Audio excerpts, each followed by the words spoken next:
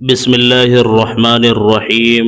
فرمان محمد صلی اللہ علیہ وسلم، لمبی زندگی کا راز یہ ایک تسبیح ہے۔ یہ تسبیح پڑھنے والا 100 سال تک بیمار نہیں ہوگا، اور اگر کوئی بیماری ہو تو یہ تسبیح پڑھ لو، صحت یاب ہو جاؤ گے۔ محترم عزیزو، اگر آپ یہ ایک تسبیح سچے دل سے پڑھ لے تو انشاءاللہ زندگی بھر کوئی بیماری قریب بھی نہیں آئے گی، چاہے وہ کوئی خطرناک مرض ہو، چاہے لا علاج ہو، چاہے وہ کینسر ہو، شوگر ہو، یا پھر بلڈ پریشر ہو، یا کوئی بھی بیماری کیوں نہ ہو۔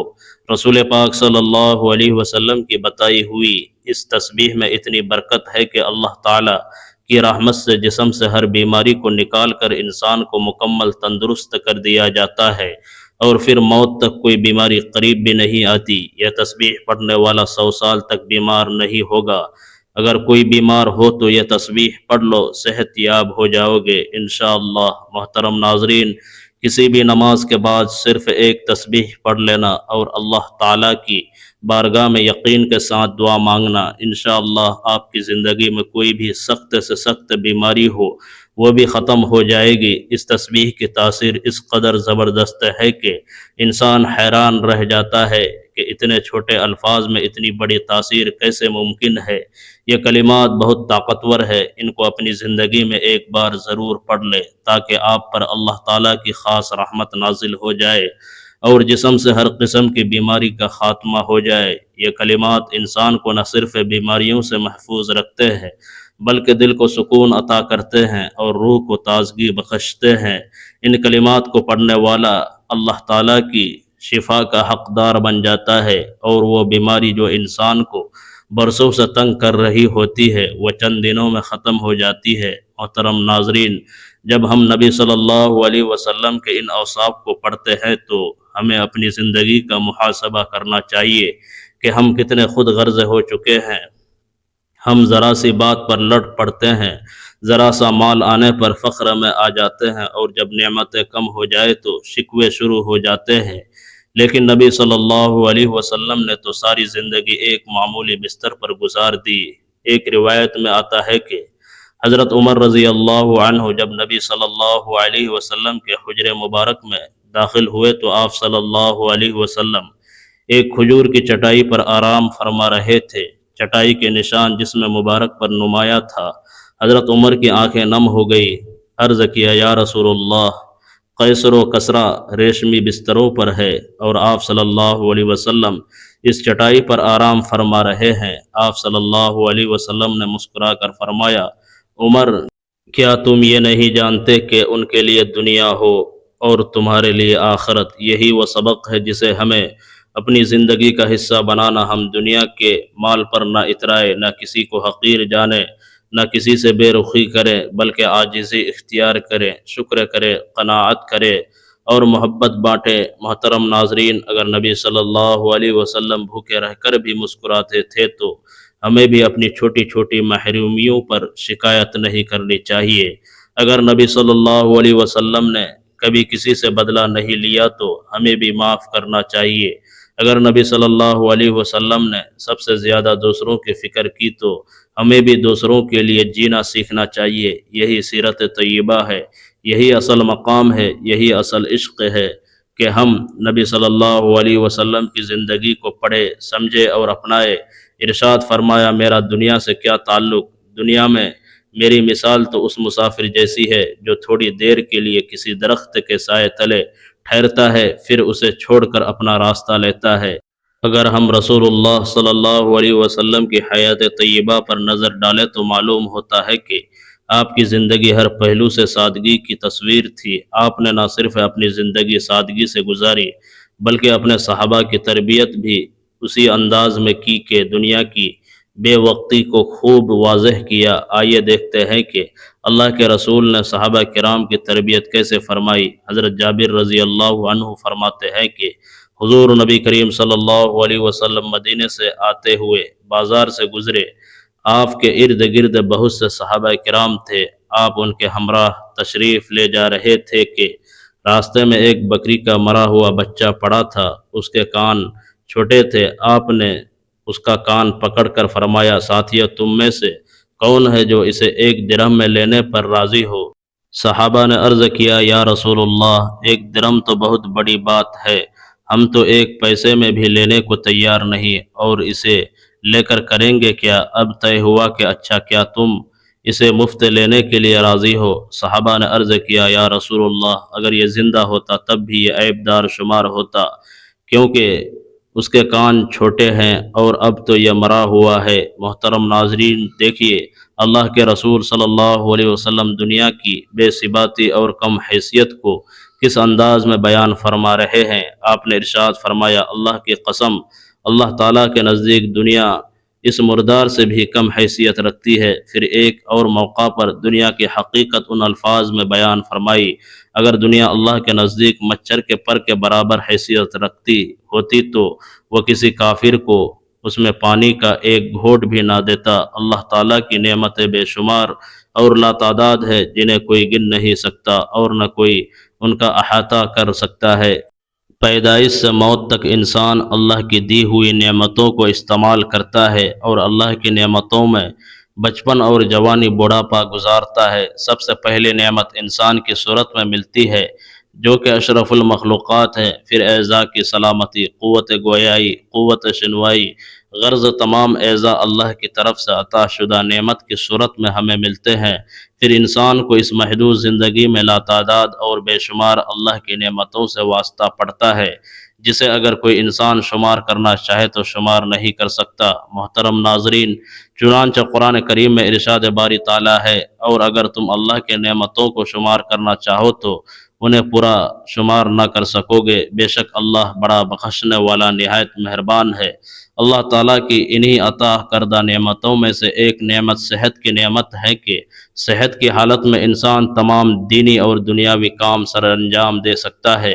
صحت کی نعمت کی وجہ سے سکون کی زندگی گزارتا ہے، اطمینان قلب کے ساتھ رہتا ہے، مگر ہمارے معاشرے میں خاص طور پر صحت کی نعمت کی قدر نہیں کی جاتی۔ مسلمان پر ضروری ہے کہ وہ صحت کی نعمت پر اللہ کا شکر ادا کرے اور صحت کی حالت میں اعمال صالحہ پورے جذبے کے ساتھ انجام دے، اور ناقدری سے اپنے آپ کو بچائے، جیسا کہ نبی اکرم صلی اللہ علیہ وسلم کا ارشاد ہے۔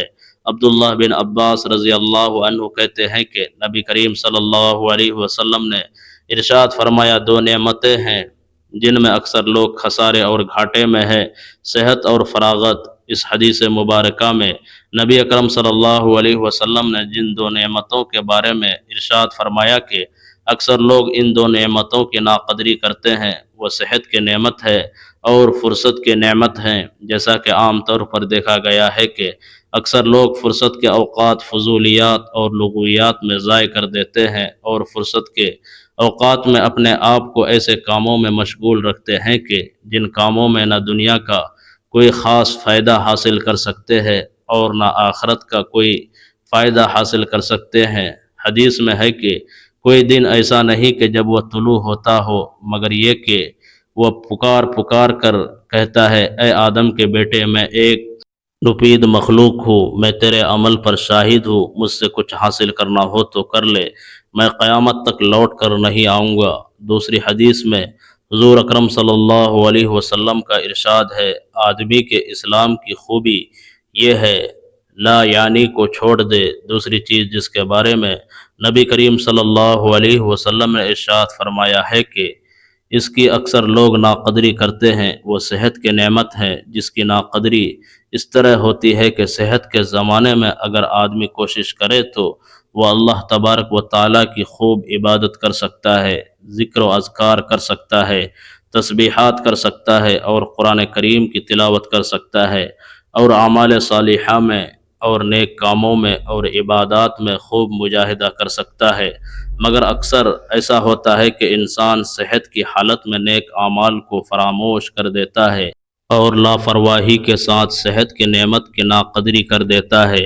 حالانکہ صحت کی نعمت کا ایک بڑا فائدہ یہ بھی ہے کہ اگر آدمی صحت کے اندر کسی عبادت کا عادی ہو اور بیماری کے ایام میں وہ عبادت نہ ہو سکتی ہو تو اللہ تبارک و تعالی بیماری کی حالت میں اسی عبادت کا ثواب عطا فرماتا ہے۔ حضرت انس رضی اللہ عنہ فرماتے ہیں، رسول اللہ صلی اللہ علیہ وسلم نے فرمایا، جب مومن بندہ کسی بیماری میں مبتلا ہوتا ہے، اللہ تعالیٰ اس فرشتے سے فرماتا ہے ان نیک اعمال کو اس کے نامہ اعمال میں لکھ دیا کرو جنہیں وہ صحت کے زمانے میں کیا کرتا تھا، پھر اللہ تعالیٰ اسے شفا و صحت عطا فرما دے تو محترم ناظرین اسے گناہوں سے پاک و صاف فرما دیتا ہے۔ اگر اسے اپنے پاس بلا لے تو اسے معاف فرما دیتا ہے اور اس پر رحم فرماتا ہے۔ حضرت عبداللہ بن عمر رضی اللہ عنہ فرماتے ہیں رسول اللہ صلی اللہ علیہ وسلم نے فرمایا جب کوئی بندہ کوئی عبادت کرتا رہے پھر بیمار ہو جائے تو اللہ تعالیٰ فرشتوں سے فرماتا ہے اس بندے کے لیے اس عمل کا ثواب بھی لکھو جو عمل وہ صحت کی حالت میں کیا کرتا تھا، یہاں تک کہ میں اسے صحت دے دوں یا اپنے پاس بلا لوں۔ حضرت شفیق رحمۃ اللہ علیہ فرماتے ہیں حضرت عبداللہ بن مسعود رضی اللہ عنہ بیمار تھے، ہم لوگ عبادت کے لیے حاضر ہوئے، حضرت ابن مسعود رضی اللہ عنہ رونے لگے، ہم نے آپ کو تسلی دی تو آپ نے فرمایا میں بیمار سے پریشان ہو کر نہیں رو رہا ہوں، اس لیے کہ میں نے رسول اللہ صلی اللہ علیہ وسلم سے سنا کہ بیماری گناہوں کے لیے کفارے کا ذریعہ ہے، اس لیے بیماری سے پریشان ہونے کی ضرورت نہیں ہے، میں اس بات پر رو رہا ہوں بیماری کمزوری کے زمانے میں بڑھاپے کی عمر جس میں طاقت و قوت مفقود ہونے کی وجہ سے انسان عمل نہیں کر سکتا، محنت کے زمانے میں بیماری آتی تو بیمار ہونے سے پہلے جو اعمال کرتا تھا بیماری کے زمانے میں بھی ان اعمال کا اجر و ثواب لکھا جاتا ہے، اس بات پر رو رہا ہوں۔ اس لیے ہمیں چاہیے کہ ہم اللہ تبارک و تعالیٰ کی طرف سے عطا کردہ عظیم نعمت صحت کی قدر کرے اور صحت میں خوب عبادت کرے تاکہ ہمیں آزمائش اور بیماری کے ایام میں بھی اس عبادت کا ثواب ملتا رہے اور صحت کے نعمت کو بیماری سے قبل غنیمت سمجھے، جیسے کہ حدیث میں آتا ہے کہ عمر بن میمون عودی رحمۃ اللہ علیہ بیان کرتے ہیں رسول اللہ صلی اللہ علیہ وسلم نے ایک آدمی کو نصیحت کرتے ہوئے فرمایا 5 چیزوں کو 5 چیزوں سے پہلے غنیمت سمجھو، اپنی جوانی کو اپنے بڑھاپے سے پہلے، اپنی صحت کو اپنے مرض سے پہلے، اپنے مالدار ہونے کو اپنی محتاجی سے پہلے، اپنی فراغت کو اپنی مصروفیت سے پہلے اور اپنی زندگی کو اپنی موت سے پہلے۔ اللہ تعالی ہم سب کو صحت کی نعمت کی قدر کی توفیق عطا فرمائے، آمین۔ بیماری سے انسان کے گناہ معاف ہو جاتے ہیں اور اس کے ذریعے انسان کو اللہ تعالی بہت بڑا اجر عطا فرماتے ہیں، بشرطے یہ وہ اس پر صبر کرے، ناشکری اور واویلا نہ کرے۔ مزید یہ کہ اس کے احسانات میں سے ایک احسان یہ بھی ہے کہ بیمار آدمی کو بیماری کی حالت میں ان اعمال جن کو وہ تندرستی کی حالت میں کیا کرتا تھا اس کا اجر کیے بغیر ملتا رہتا ہے۔ بیماری اللہ کی طرف سے آتی ہے اور اس سے شفا بھی اللہ ہی دیتا ہے، جیسا کہ قرآن پاک میں ارشاد ہے کہ جب میں بیمار ہوتا ہوں وہ اللہ ہی مجھے شفا دیتا ہے۔ بیماریوں کے علاج کے لیے مختلف طریقہ ہائے علاج مستعمل ہے، انسان بیماری پہ قابو پانے کے لیے ہر وقت کوشاں رہتا ہے، اس لیے نت نئی دوائیں استعمال کرتا ہے، لیکن شفا صرف اس وقت ملتی ہے جب اللہ کی طرف سے منظوری ہو۔ رسول پاک صلی اللہ علیہ وسلم کا ارشاد ہے ہر بیماری کے علاج کے لیے دوا ہے اور جب دوا کے اثرات بیماری کی ماہیت کے مطابق ہوتے ہیں تو اس وقت اللہ کے حکم سے مریض کو شفا ہو جاتی ہے، یعنی بیماری کا علاج کرنا سنت نبوی ہے۔ سر درد کے لیے مختلف ادویات کا استعمال کیا جاتا ہے جن کے استعمال سے معدے کا السر یا اس کے پھٹنے سے موت بھی واقع ہو سکتی ہے، اسی وجہ سے ضروری ہے کہ بیماری ہونے کی صورت میں ڈاکٹر کے مشورے سے دوا ضرور لے مگر اللہ سے شفا کی دعا کرنا نہ بھولے۔ دوائیں صرف ایک ذریعہ ہے، حقیقی شفا صرف اور صرف اللہ کے اختیار میں ہے کہ دوا سے زیادہ فائدہ دعا سے ہوتا ہے اور بعض پیچیدہ بیماریوں میں جہاں دوائیں کوئی اثر نہیں کرتی صدقے دل سے کی ہوئی دعا ایسا اثر دکھاتی ہے کہ مہینوں کی تکلیف دنوں میں دور ہو جاتی ہے۔ مریض اور معالج دونوں کو دھیان اللہ کی طرف ہو جائے تو سونے پہ سہاگا والی بات ہے۔